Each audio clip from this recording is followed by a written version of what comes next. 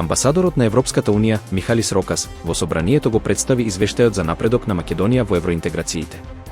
Европската комисија нотира дека земјата се уште не ги усвоила уставните измени за вклучување на бугарите и дека има ограничен напредок во судските реформи и борбата против корупцијата.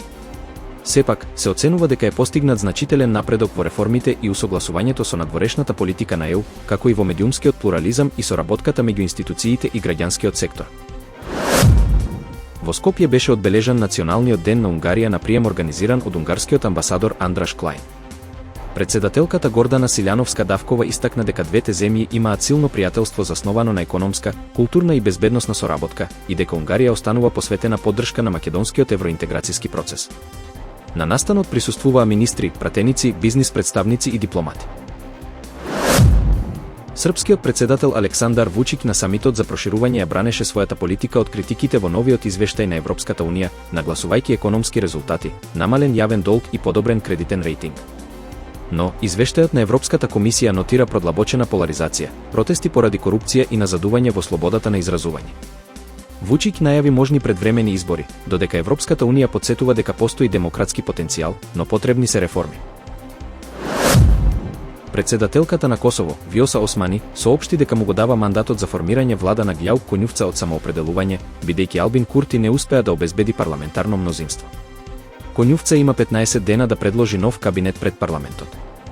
Ако ниту овој обид не успее, според уставот ќе се распишат нови избори во рок од 40 дена. На последните избори самоопределување освои најмногу пратеници, но без доволно за самостојна влада. Истражување на Универзитетот во Манхајм предупредува дека ако Германија го изгуби домашното производство на челик, економијата би можела да претрпи загуби до 50 милиарди евра годишно и да стане зависна од увоз во време на глобални кризи. Би пораснале трошоците за клучните индустрии, што би ја ослабнало економијата и стабилноста. За да се спречи тоа, се препорачува најмалку 40 милиони тони годишно производство и инвестиции во зелен челик. Во четврток се одржува самит за челик во Берлин.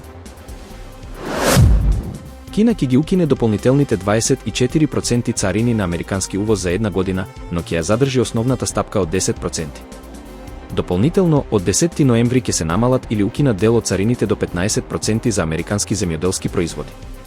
Оваа мерка доаѓа по средбата меѓу Си Џинпинг и Доналд Трамп и представува чекор кон намалување на трговските тензии меѓу двете земји.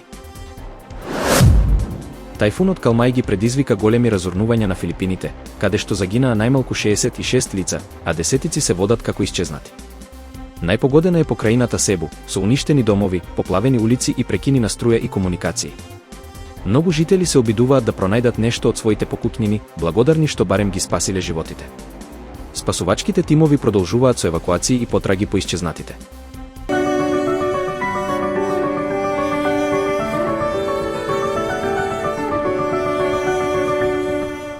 Времето денеска променливо облачно со сончеви периоди. Ке дува слаб до умерен ветер од северен правец. Во Скопје променливо облачно. Ке дува слаб до умерен северен ветер.